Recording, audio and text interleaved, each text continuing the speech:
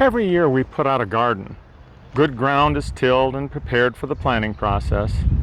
These green bean seeds are placed in the ground using a hand planter.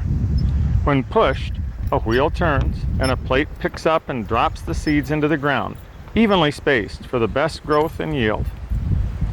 A few days later, with the perfect mix of moisture and temperature, the seeds begin to sprout.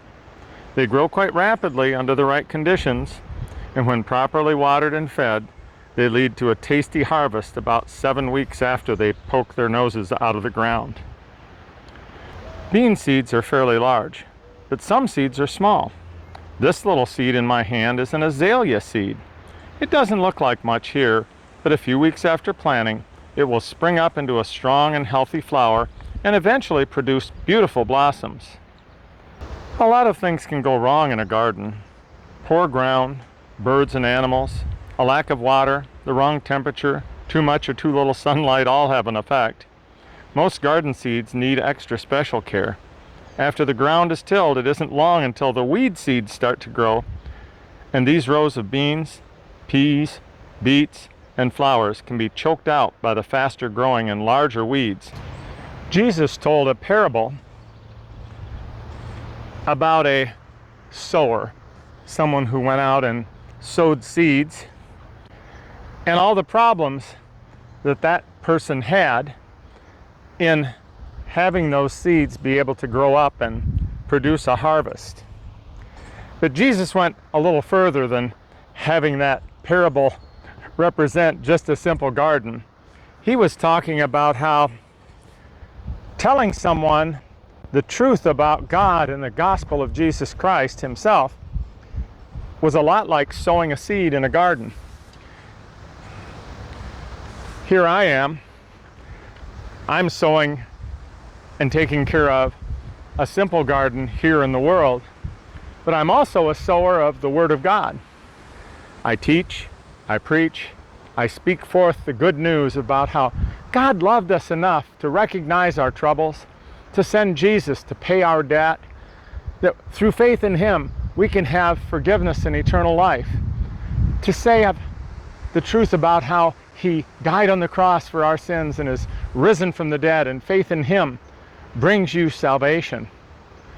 That's like a seed that goes out, the gospel seed of truth.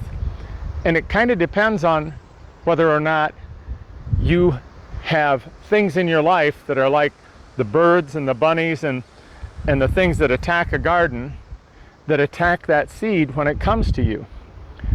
Whether or not you have someone there to help keep out the weeds, keep those things that would steal it away from you or choke it out from taking over you. And the fact that you'll take the time maybe to pray, to read your Bible, to have someone teach you about the good news. So the seed's gone out. Christ died for our sins. He's risen from the dead. He loves you and He wants to forgive you. What are you going to do with it? You're going to let it grow? If you heard that gospel truth before, what have you been doing with it? Is it growing in you? Are you producing fruit? It's not a question I can answer. It's a question that only you can answer. I'm Dr. James Blanchard, and I'm all about the truth.